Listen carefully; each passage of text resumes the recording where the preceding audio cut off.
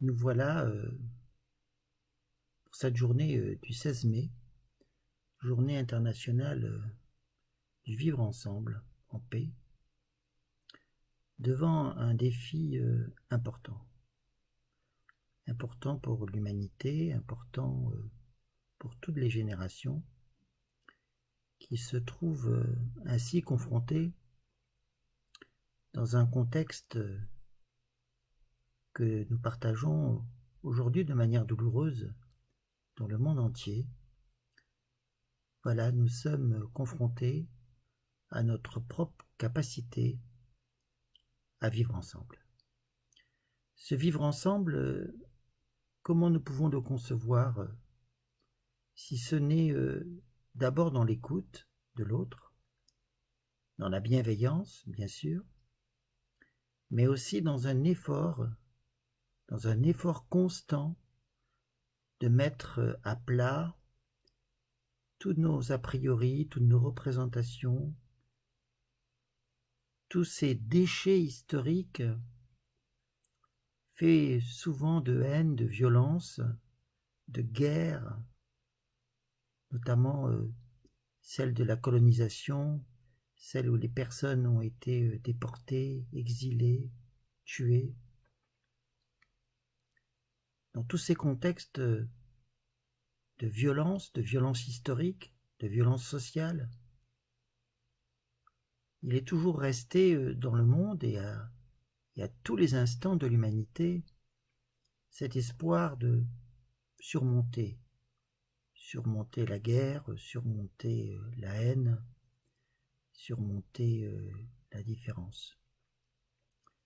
Pour ce 16 mai, plus que pour d'autres journées dans l'année, nous sommes face à nous-mêmes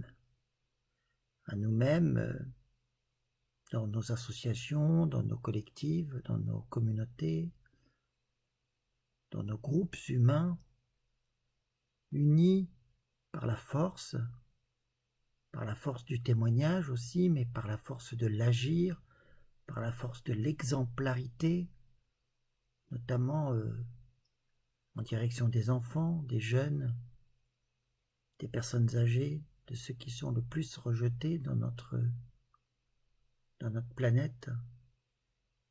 Et cet enjeu, il est transcendant, c'est-à-dire que il nous fait aller encore plus loin.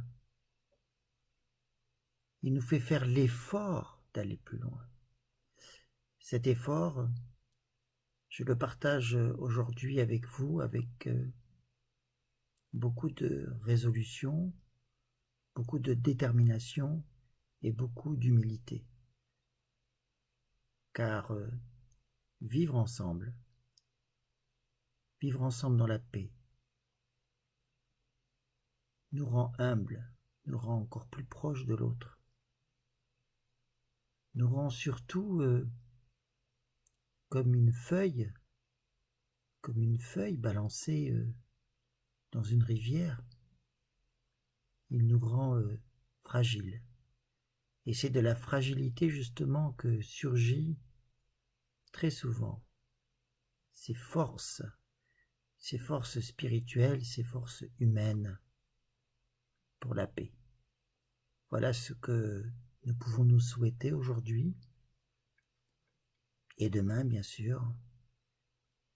Et puis ce bonheur-là, nous le garderons pour toujours si nous savons le faire fructifier. Très belle journée du 16 mai.